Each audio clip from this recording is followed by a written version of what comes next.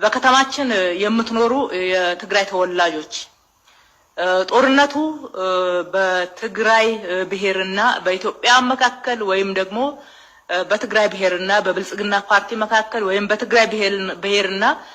በፌደራል መንግስት መካከል አይደለም። ሰላማዊ መንገዶችን ሁሉ በእብሪተኝነት እምቢ ብሎ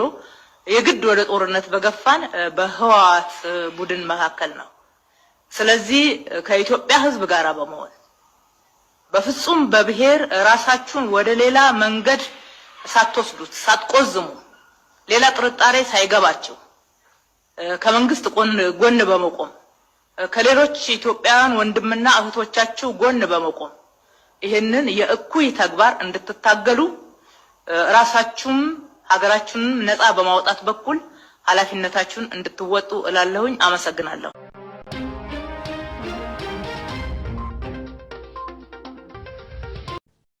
ሰላም ክቡራትን ፍትዋትን ቤተሰብና እዚህ ዳማት ሚዲያ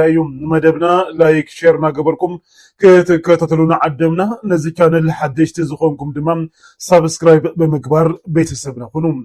ለዘለወኩም ሃናጻይ ርእይቶም ኣብቲ ነርእይቶም ወሃቢ ከተካፉልና ዓደምና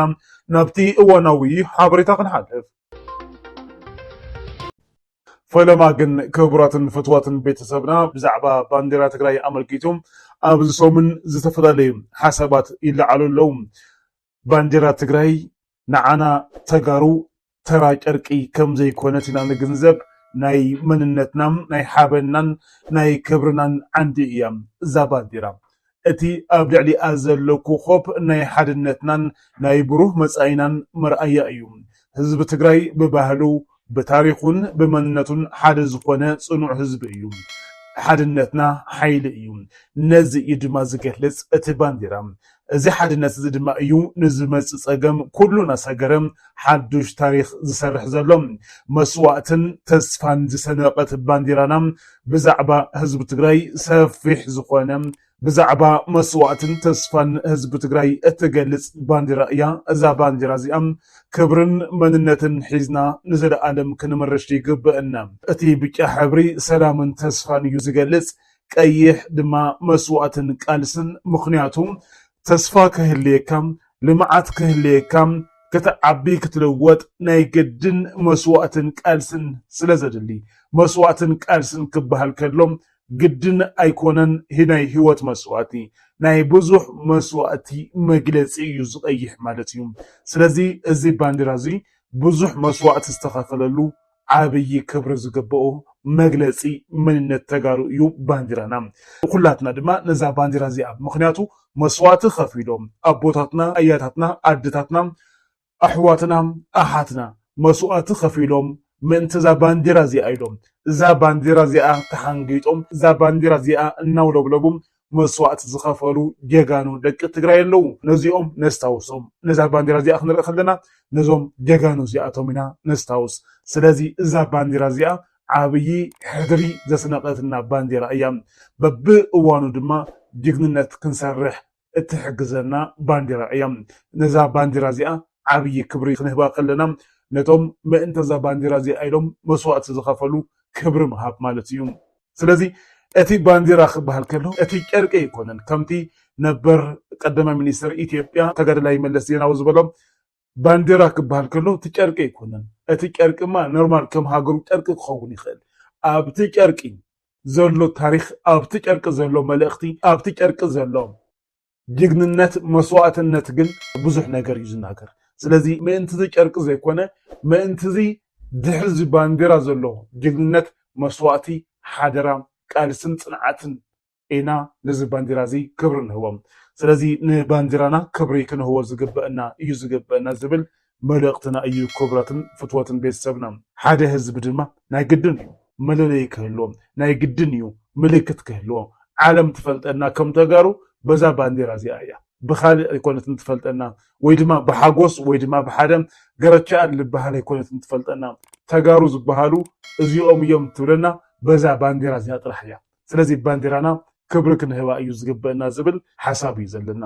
ምናልባት እቲ ባንዴራ እንታይ ክኸውን ኣለዎ፣ እንታይ ዓይነት ሕብሪ ሃልዎም፣ ከመይ ይኹን ዝብል ምዝርራብ የብሎም። ኩሉ ሻዕ አብዴት ምግባር ዝፅላእ ኣይኮነን ግን ነዚ ባንዴራ እዚ እናዕቅካ ካሊእ ባንዴራ ግን ክትፈጥር ኣይትኽእልን ምክንያቱ ምእንቲ እዛ ባንዴራ እዚኣ ኢሎም ምእንቲ እዛ ባንዴራ እዚኣ ኢሎም ምእንቲ እዛ ባንዴራ እዚኣ ሒዞም እዛ ባንዴራ እዚኣ ቆስሎም ኣሲሮም ነዛ ባንዴራ እዚኣ ክብሉ መስዋዕቲ ዝኸፈሉ ብዙሓት ጀጋኑ ደቂ ትግራይ ስለ ዘለዉ ማለት እዩ ክብርን መጎስን ንጀጋኑ ሰማዕታትና ናብ ዝቕፅል ሓበሬታ ክንሓልፍ ዝኸበርኩም ቤተሰብ ዳኣማት ሚድያ እቲ ዝቕፅል ሓበሬታ ብጣዕሚ ዝገርም ስርዓት ኢትዮጵያ ክንደይናይ ዝኣክል ውዱቕ ስርዓት ምዃኑ ብግልፂ ኣብ መሬት ይርአ ኣሎ ስርዓት ኢትዮጵያ ንትግራይ ንምድብዳብ ይኹን ንኤርትራ ከምኡውን ንሱዳን ንምድብዳብ ትካላት ሃገር እናሸጠ ዝሸመተን ድሮናት ኢትዮጵያ ደኳዕኳዕ ምባል ቀፂለን ኣለዋ ሰራዊት ሱዳን ስትራቴጂክ ድሮን ኢትዮጵያ ሎማዓንቲ ከም ዝወደቐ ድማ ኣፍሊጡሎም በብፅባሕ እዩ ዝወደቕ ዘሎ ናይ ኢትዮጵያ ድሮን በብፅባሕ ሎማዓንቲ ዕለት 20 ሰነ 2018 ዓ.ም እውን ድሮን ኢትዮጵያ ኣብ ሱዳን ብሓይልታት ሱዳን ተሓምሽሻላ እታ ሕዚ ዝወደቐት ድሮን CH-95 ዝዓይነታ ስትራቴጂክ ድሮን ምዃና ተፍሪጡሎም ሓይልታት ፀረ ኣየር ሱዳን ኣብ ውሽጢ 3 መዓልቲ ክልተ ስትራቴጂክ ድሮናት ሓምሽሽሎም ብጣዕሚ ዝገርም ብጣዕሚ ብዙሕ እዩ ኣብ 2-3 መዓልቲ ክልተ ድሮናት እሞ ድማ ብጣዕሚ ክባር ዝበሃል ድሮን ኢትዮጵያ ክሕምሸሽ ወይ ድማ ክወድቕ ከሎ ብጣዕሚ ነቲ ሃገር ዓብይ ዝኾነ ኪሳራ እዩ ነቲ ስርዓት እውን ዓብይ ዝኾነ ውድቀት ምዃኑ እዩ ሕዚ ብቪድዮን ፎቶን ተሰኒዩ እዩ ከምቲ ኣብ ምስሊ ትሪእዎ ዘለኹም ኣብ ስክሪን ትሪእዎ ዘለኹም ብቪድዮን ፎቶን ተሰኒዩ እዩ መረዳእታ ወፅእ ዘሎ ሓቂ ምዃኑ እውን ብዝግባእ እዩ ተረጋጊፁ ዘሎ ኣብ ሱዳን ዝረግፋ ዘለዋ ዓበይቲ ድሮናት ካብ ኤምራት መፅአን ንኣብይ ኣሕመድን ሕሜትን ዝተዓደጋ ድሮናት እየን ብካልእ ዜና ፋኖ ላዕለዎት ኣመራርሓ ምድምሳስ ቀፂሎም ኣብዚ ቅነ ኮሎኔል ማዕርጎም ኣመራርሓ ክፍለ ሰራዊት ተቐቲሎም ከም ዘለው እዩ ተገሊፁ ዘሎ ፋኖ ካብ ሬጅመንት ወፂኡ በራጊድ ፒፒ ምስ መራሕቶም ምድምሳስ ጀሚሩሎም ናይ ኢትዮጵያ ሰራዊት ይበታተን ይሃለቕን እዩ ዘሎ ኣቴ ዝቕፅል ሓበሬታና ሰበር ዜና እዩ ናይ ኢትዮጵያ ሰራዊት ደኳዕኳዕ እናበለ እዩ ዝርከብ ኣዛዚ ክፍለ ሰራዊት 76 ኮሎኔል ኣበራ ኣብ ከባቢ ደጋዳሞት ብሓይልታት ፋኖ ተቐቲሎም ስርዓት ኢትዮጵያ ደኳዕኳዕ እናበለ ሰራዊት ኢትዮጵያ ነቲ ሓምሸሸ እዩ ዘሎም እዚ ስርዓት እዚ ክውገድ ጥራሕ እዩ ዘለዎም ብዝኾነ መንገዲ ክፀንሕ ክፍቀደሉ ኣይግባእን ኣብ ደጋዳሞት ሓሙሲት ሞርታር ድሽቃ ብሬን ስናይፐር ከምኡውን ብዙሓት ናይ ነፍሲ ወከፍ መሳርሒ ድማ ብፋኖ ከም ዝተማረኸ እዩ ተገሊፁ ዘሎ ብካልእ ዜና ካብ ትግራይ ናብ ኣዲስ ኣበባ ዝግበር ጉዕዞ ተቋሪፁ ኣሎ ካብ ሎሚ መዓልቲ ጀሚሩ ኣብ መላእ ትግራይ ዝኾነ ይኹን ናይ ህዝቢ መጓዓዝያ ተሽከርከርቲ ብለይቲ ክጓዓዛ ከም ዘይፍቀድ ኮሚሽን ፖሊስ ትግራይ መምርሒ ኣውፂሎም ክቡራትን ፈትዋትን ቤተሰብና ብጣዕሚ ብዝገርም መንገዲ እቲ ብለይቲ ዝግበር ዝነበረ ጉዕዞ ብዘሕዝን መንገዲ ኣብ ልዕሊ ንጹሃን ዜጋታት ብዙሕ በደል እናተፈፀመ ከም ዝነበረ እዩ ተፈሊጡ ዘሎ ብፍላይ ድማ ኣብ ልዕሊ ደቂ ኣንስትዮ ተጋሩ ብጣዕሚ ዘሕዝን ዝኾነ ግፍዒ ዘሕዝን ዝኾነ በደል እናተፈፀመ ምምፁ እዩ ተገሊፁ ዘሎ ስለዚ እዚ ካብ ትግራይ ናብ ኣዲስ ኣበባ ዝግበር ብለይቲ ዝግበር ዝኾነ ይኹን ጉዕዞ ድማ ኮሚሽን ፖሊስ ትግራይ መምርሒ ብምውፃእ ምንቅስቃስ ከም ዘይከኣል ብለይቲ ኣጊዱሎም እዚ ፅቡቅ ዝበሃል እዩ ንህዝብና እውን ዓብይ እፎይታ ክህብ ዝኽእል ንመናእሰይ እውን ዓብይ ንሂወቶም ዓብይ ውሕስና ክኸውን ዝኽእል ዓብይ ውሳነ ኮይኑ ተወሲዱሎም ናብ ዝቕፅል ሓበሬታ ክንሓልፍ ዝኸበርኩም ቤተሰብ ዳኣማት ሚድያ ሓበሬታ ብዛዕባ ዞባ ምዕራብ ትግራይ ካብ ዕለት 16 ክሳብ 17 10 ወርሒ 2018 ዓ.ም ኣብ ዞባ ምዕራብ ትግራይ ከተማ ሰቲት ሑመራ የኣማራ ማንነት ኣስመላሽ ኮሚቴ ኢሉ ንባዕሉ ዝሰየመ ፀጋዕተኛ ጉጅለ ኣኼባ ከም ዘካየደ ካብ ከተማ ሑመራ ዝረኸብናዮ ሓበሬታ የመላኽት እቲ ኣኼባ ብላዕለዎት ኣመራርሓ ክልል ኣምሓራን ኣብቲ ዞባ ዘለው ኣባላት ኣስመላሽ ኮሚቴን ዝተመርሐ ኮይኑ ኣባላት ኣመራርሓ ሰራዊት ብልፅግና ካብ ሕድሕዲ ወረዳን ጣብያታትን ዝተውፃፅኡ ኣመሓደርቲ ጣብያን ኣብ ገሊኡ ድማ ጣብያ ኮማንደራትን ክርከቡ ተገይሩሎም ዕላማት መድረኽ ነቲ ኣብ ልዕሊ ህዝቢ ትግራይ ኣብ ክራማት ክገብርዎ ዝኽእሉ ወራር ምጥንኻርን ምስ ወያነ ርክብ ክህልዎ ይኽእል እዩ ዝበልዎ ናይ ምፅናዕ ምልላይን ስጉምቲ ናይ መውሳድን መደብ ከም ዝነበረ ምንጭታትና ካብቲ ከባቢ حبيرهم اللهم أبزا خيبا كاب كل تميتي كساب كل تميتين حامسان ساب كابستقابران تخون ناي منقستن ولكن عدكين كفلن ناي اتي كبابي تولاد زخوانا كله عتق دمام بحادة جنبار توديبو نبوغ كأتو اللو زبل دليتات كمزلو أمنات منجتاتنا وسيخم قليسهم اللهم بتوساقون كمتي كاب تخباب زرخبنا يا حبريتام أمرارها اسم الله كوميتي زوبام ناب كباب ولكايت منقسقاس يقبرو كم صنحن لو مدمام نتي مسفانو ويدما مسافنت زقني ناي وشت عرقين نمزراب ناب كباب دانجلا منقسقاس كم زقبروم كاب تخبابي زتلاخلنا حبريتام قليسلهم بفلاي دمام أرم سبعة حيلو إنه ودبن كاب تقرأي توساخي عقمي إنه رخبن أبزر كبلو زل أوان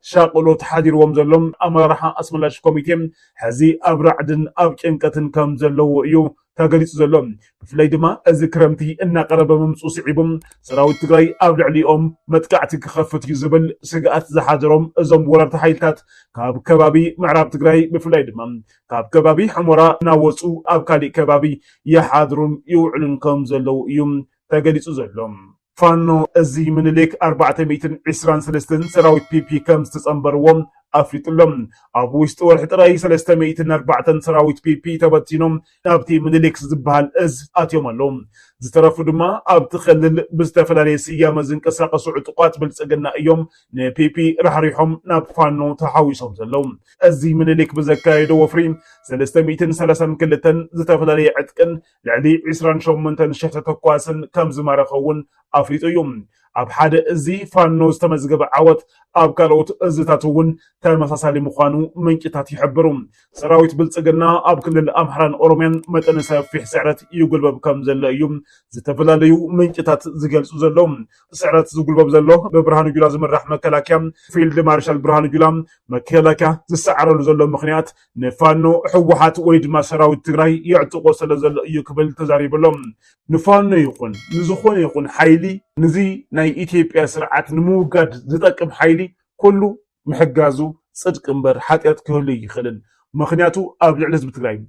قبل زفت أما سرعات نزي سرعات زي نموغاد مزخون يخون ناي محبار ويدما ناي شركنا ناي مفزعام مسالكا بتعامي حلويو صلايخا نمتفع مدما سب كقبرو زي يخل كابزخون يخون بعداوي حيد موسيون كفتصمو زي يخل نوري أبلع لي هزب تغراي زفت أما سرعات بلسقنا نزي سرعات زي نمتفع مزخون يخون شيطان متحبر صدق امبر حاتات كخونه يخلن سلازي برهانو جولا زبل زلوم نفانو سراويت تግራይ يعطقول زبل زلوم حقته زخون صبق دس مولنا ግን እዚ ኮነ ተባሂሉ ነቲ ብፋኖ ዝበፅሖም ዘሎ ስዕረት ንምጉልባብ ወይ ድማ ንምሽፋን እዩ ከምዚ ክብሉ ተሰሚዖም ዘለው ሰራዊት ትግራይ ዝዕጥቆም ዘሎ እምበር ፋኖ ባዕሎም ዓርሶም ክኢሎም ኣይኮኑን ዝወግኡና ወይ ድማ ዝስዕሩና ዘለው ክብል እዩ ተሰሚዑ ዘሎም ናብ ዝቕፅል ሓበሬታ ክንሓልፍ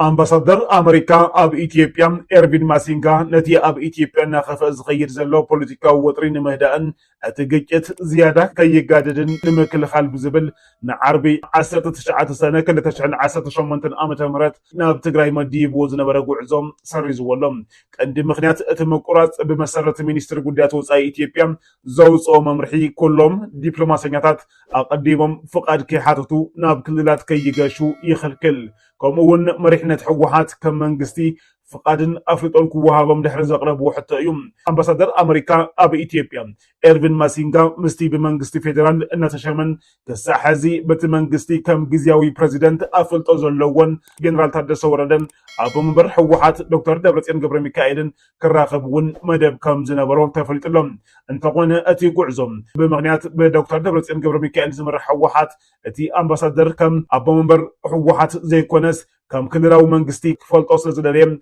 مس جنرال تادس كراقب أي فقدلون ولو كان أتي مجاشا أنت تسنخلم أتي أمباسادر جن نتيجة لوتري نمكن هالزجابرو فترات أحيلكم قصل تجلس لهم نابز قصل حبريتان حلف كبرات فتوات بيسمنا بتعمي حدا زحزن زخانة حبريتا إيو ኣብ ዓብይ ዓዲ ብዘጋጠመ ምድርማስ መሬት ህይወት ክልተ መናእሰይ ሓሊፍሎም ኣብ ከተምቤን ከተማ ዓብይ ዓዲ ኣግበ ተባሂሉ ኣብ ዝፅዋዕ ወርቂ ዝእረየሉ ቦታ ብዘጋጠመ ሓደጋ ምድርማስ መሬት ናይ ክልተ መንእስያት ህይወት ከም ዝሓለፈ እዩ ተገሊጹ ዘሎ እቲ ሓደጋ ዓለት 19 10 ወርሒ 2018 ዓ.ም ማለት እውን ከም ኣቆፃፅራ ግእዝ ሰዓት 8 ድሕሪ ፍርቂ ለይቲ እዩ